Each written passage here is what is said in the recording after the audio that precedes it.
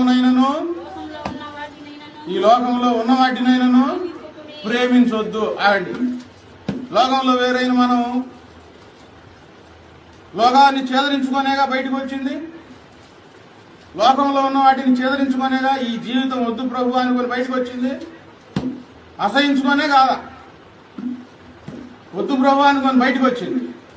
ఇప్పుడు దేవ ఈ లోకాన్ని ఎందుకు స్నేహించాడంటే ప్రేమించాడు.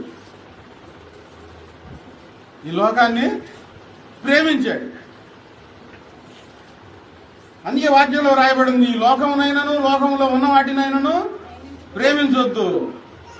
దేవుణ్ణి ప్రేమించండి, పరిచర్యను ప్రేమించండి, ప్రార్థనా జీవితాన్ని ప్రేమించండి, దైవజనులను ప్రేమించండి.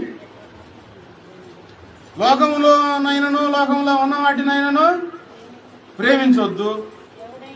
ఎవడైనా